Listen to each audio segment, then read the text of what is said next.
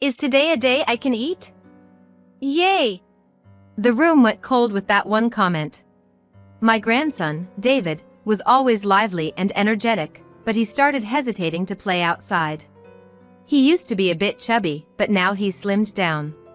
Seeing this, I realized something was off and was like, why don't you tell me what's going on? As a result, my son and his wife began to make excuses in a panic. But realizing my son and his wife didn't grasp the gravity of the situation, I decided to lay down the law. My name is Karen. I'll turn 55 this year. I married my husband when I was 23 and had my son at 25.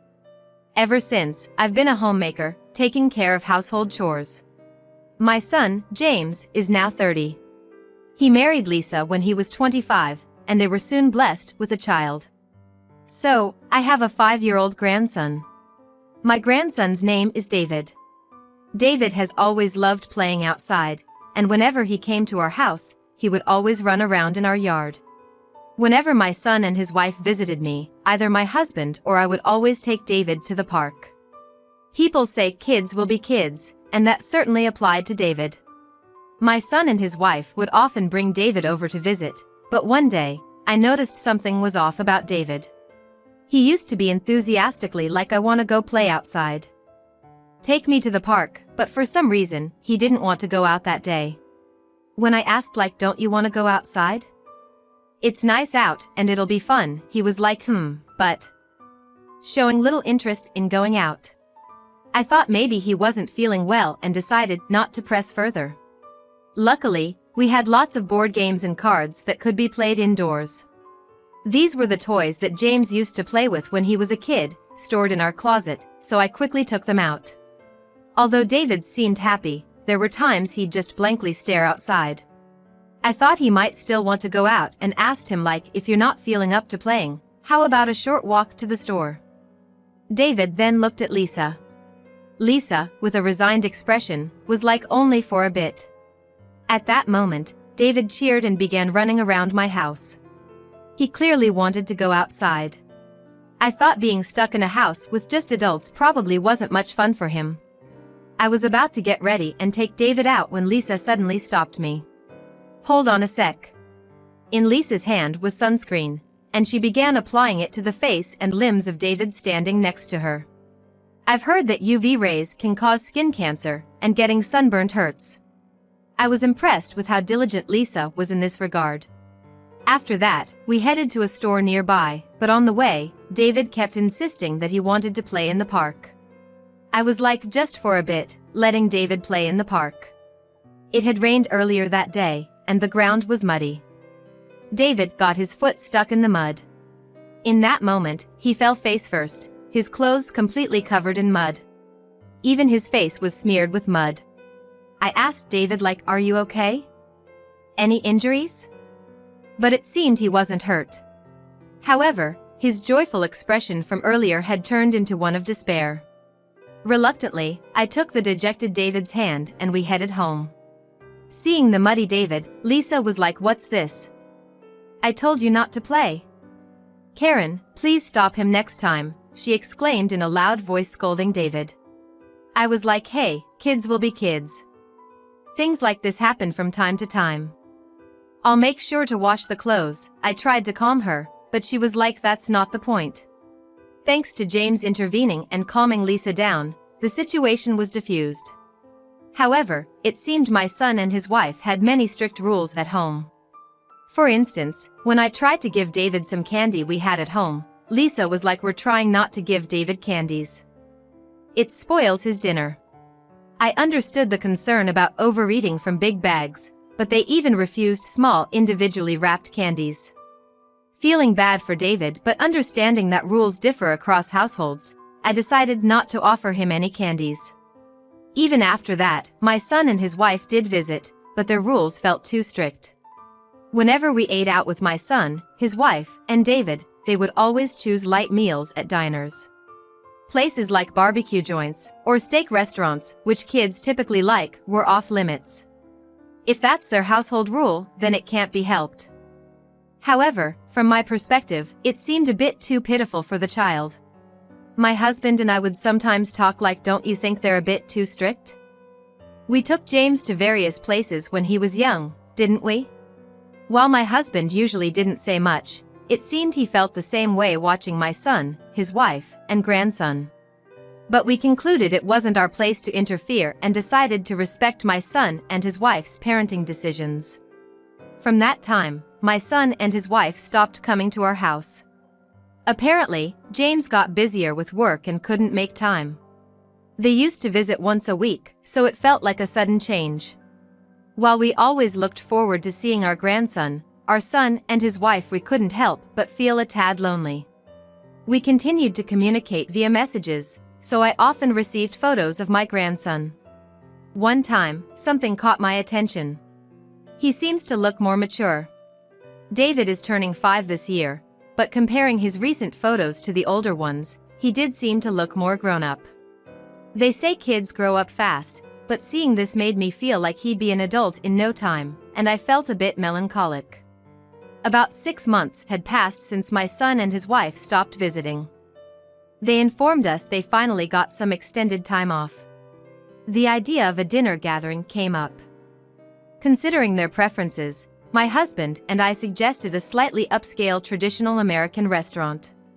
Once we got the green light from my son and his wife about the restaurant choice, we quickly made a reservation.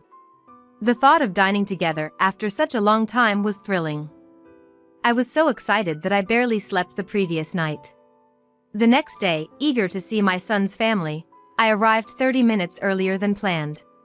After a short wait, my son, his wife, and David arrived, and we were led to our reserved table. It's been a while, how have you been? Well, work's been busy, and I couldn't visit you often. But I managed to get a 3-day off. We're sorry for not coming around much. We were making small talk when I noticed something. David looked slimmer than before. He used to be a slightly chubby and adorable kid, but now he's become a slim boy who could easily be described as handsome. David seems to have lost weight. Isn't he a bit too thin? Is he eating well? Maybe he's lost his appetite because of the summer heat? He's eating just fine. You know, kids this age, their body type can change in a flash. Finding clothes was a real challenge. I had expressed my concerns about David's weight, but I was reassured that he was eating properly. After chatting for a while, our meals arrived. Being a multi-course meal, there was a lot to eat, but it was also a feast for the eyes. As everyone admired the dishes in front of them and reacted with delight, David, who had been quiet until then, suddenly spoke up. Is today a day I can eat? Yay! At that moment, I could feel the atmosphere in the room change. A day he can eat? What did he mean? I racked my brain desperately. Suddenly recalling how David's appearance became more mature, how he'd slimmed down out of the blue, and how he'd stopped playing outside, I arrived at a conclusion. If my suspicion was correct, it would be a significant issue. I decided to bravely ask my son and his wife. I've been wondering for a while now, are you making David eat properly? James and Lisa avoided eye contact. My son was like, of course, we make sure he eats. He even eats any veggies and doesn't have any dislikes. Isn't that right? And his wife was like, yes, he always finishes whatever I cook. I wonder why he suddenly said it's a day he can eat. Kids can be so mysterious. They seemingly dodging a topic they'd rather not discuss. I've had a vague feeling for a while now that my son and his wife weren't giving David enough food. Given that he used to be a bit chubby, I thought they might be managing his meals out of concern for him gaining more weight. But looking at David now, that just doesn't seem to be the case. Not only had he lost weight rapidly, but he also looked listless and pale. David, I want to ask you something. Are you getting enough to eat? He responded with a shocking revelation. Looking at the elaborate meal set in front, David was like, yeah, I do eat. But, you know, Mom and Dad only let me eat like once every 2 days. I once tried to sneak some snacks and got yelled at. Is today not a day I can eat? After hearing from David, I turned to James and Lisa and was like, could you please explain what's going on? They started to spill the beans. Apparently, they wanted to get David into a talent agency. But apparently, since David used to be a bit on the chubbier side, they were advised by an agent that it might be better for him to lose a little weight. So, for the past 6 months, they'd been restricting his diet to get him to this point. They'd even prevented him from playing outside and ensured he wore sunscreen to maintain flawless skin. When I asked why they wanted to get him into a talent agency, they said that as they walked around downtown, he was asked once, leading them to hope that he might become a big name in the entertainment world. While they haven't signed him up with a talent agency yet, they plan to formally apply in the near future. But he's still 5 years. How is he gonna balance that? I find it hard to believe you have his best interests at heart when you're not even feeding him properly, I said, my husband nodding in agreement. The entertainment industry is a tough world. We want David to be able to shine there too. Cut the crap. Kids need to eat every day. Especially growing ones. You better start making him 3 meals a day right now. For the first time, I raised my voice at my son and his wife, making them flinch. James was like, if Mom feels that strongly about it, we'll make sure he eats properly, seeming to be persuaded by my insistence. That day, David had a full meal set in front of him, just like the adults. He ate all without leaving anything. From then on, I made it a routine to call my son and his wife every day to ensure that David eats properly. They not only assured us that they were making him eat properly, but they also sent pictures and shared the day's menu with us. My husband and I felt reassured and carried on with our daily lives. About 3 months after our dining experience with my son, his wife and David, we had to travel to their area for some business. After finishing our business, we decided to visit our son's house right away, skipping lunch. Long time no see. Lunch will be ready soon, please wait in the living room. Lisa ushered us to the living room, where we found James and David hanging out. David looked much healthier than before, with a fuller face suggesting he'd been eating properly. After some chit-chat, Lisa entered the living room with dishes of food. Everyone gathered around the table, but there was a separate dish with noticeably smaller portion of food. Before I could express my surprise, David took his seat in front of the small portion. Isn't that a bit too little?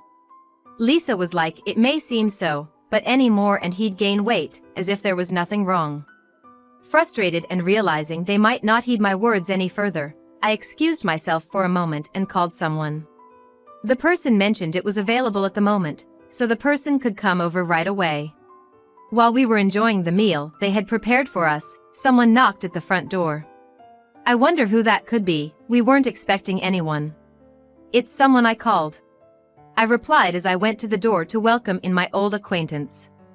Hello, I'm John, a nutritionist.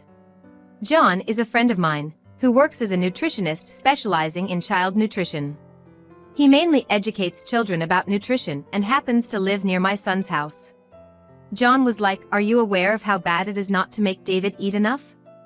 Starting with those words, John explained the importance of children having proper meals and how nutrition helps build their bodies. After listening to John for about 2 hours, James and Lisa seemed quite impressed as they looked over the recipes he gave them. They were like, wow, I didn't know there were recipes like this. Having these recipes might make it easier to prepare meals, showing some understanding of the importance of nutrition. Still worried, I began bringing food to my son's house from time to time.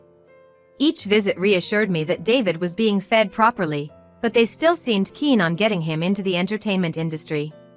Apparently, they recently applied to a talent agency, and James and Lisa were anxious about the outcome. After some time, they informed me that he had been accepted. While I was happy for them, I couldn't help but feel uneasy.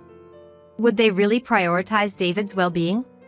Day by day, as they updated me about David's progress, I carried these thoughts. One day, after my husband left for work and I was doing my usual chores, someone visited me at home. I wasn't expecting anyone, so I thought it might be a salesperson and considered ignoring it.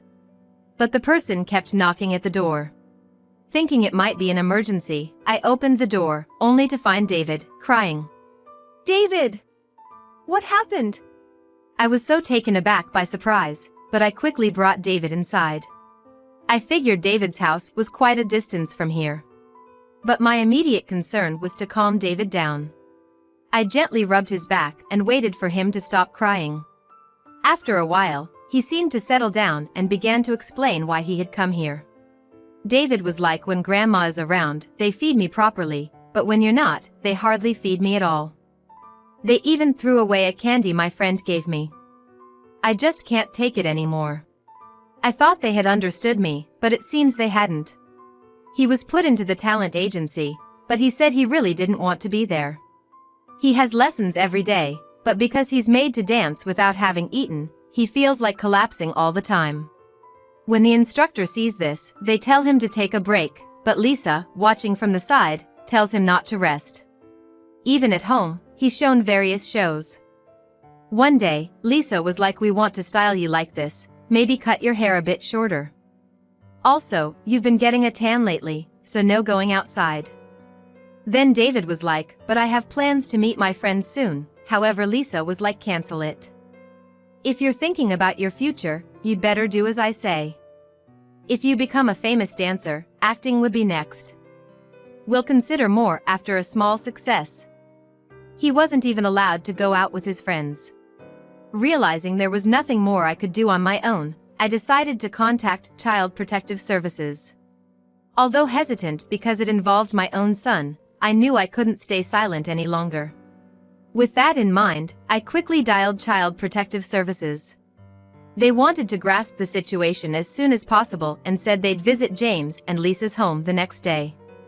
I let David stay at my house that night, informing his parents of the decision. James was like, "I'm concerned about David and will come over after work." But knowing the current state of David, I couldn't let my son and his wife meet. I steeled myself and responded like, "Please don't come. Even if you do, I won't let you in or let you see David. You both need to reflect on what you've done." The next day, I took David to the hospital for a thorough checkup, and the results were far worse than I had imagined. David was malnourished and seemed to be showing symptoms of asthma. His frequent near-fainting episodes appeared to be due to anemia, and he was immediately put on N4. Believing it unsafe for him to return, I decided to keep David with me, but my son and his wife vehemently objected. They exclaimed like, "He's our son. Isn't this basically kidnapping?" However, once the Child Protective Services arrived and spoke with them, they begrudgingly accepted that I'd take care of David. And later on, it was established in a meeting at my son's home that not providing meals doesn't constitute as physical punishment and they wouldn't be legally charged. However, due to the negative impact it has on a child, they were urged to change their attitude towards David. During the discussion, the child welfare representatives repeatedly advised against getting David into the entertainment industry, but the two of them, my son and his wife, were not convinced at all. Lisa argued like, "How would we know unless we try? Maybe it'll work out. Can you please not meddle in our family matters?" Watching their exchange, my husband and I realized that it'd be tough for James and Lisa to raise David happily.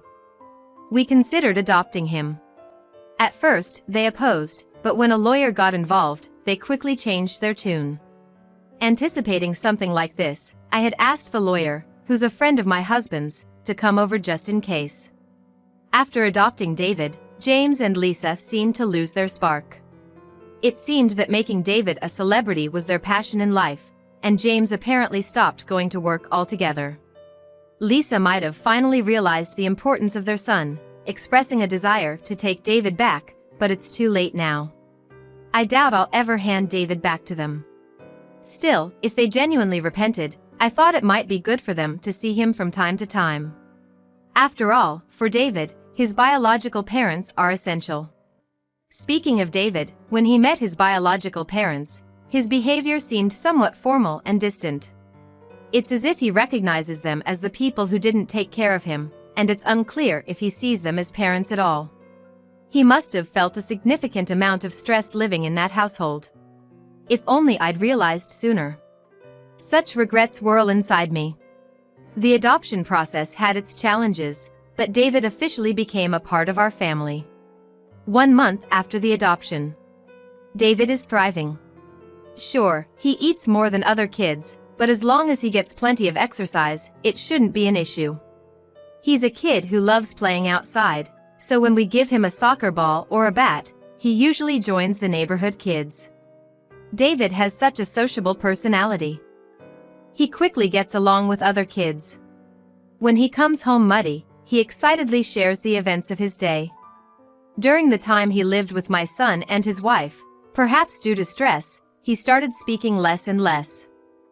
But now, hearing him share his stories brings me immense joy. David's gonna start elementary school soon, and with the way things are, I'm not worried at all. I'm certain he'll make lots of friends and come home covered in mud as usual. But one thing has been nagging at me. The concern was, did my husband and I make the right decision in adopting David? After all, when we became older, might there be comments or criticisms from those around us? I also wondered if David might be concerned about that very thing. So, I decided to ask David how he truly felt. I asked him did you want to live with your dad and mom? Are you happy now? He was instantly I'm super happy. My old home felt very gloomy, and I hated being there. But now I can play outside and eat delicious food, so it's much better than before. He was I did feel a little sad when I left my dad and mom, but I love grandma and grandpa too. Thanks for always being with me. Hearing David's words made me genuinely relieved that my actions back then weren't a mistake. And I decided that if I ever come across a child in need, I'd act without hesitation to help them.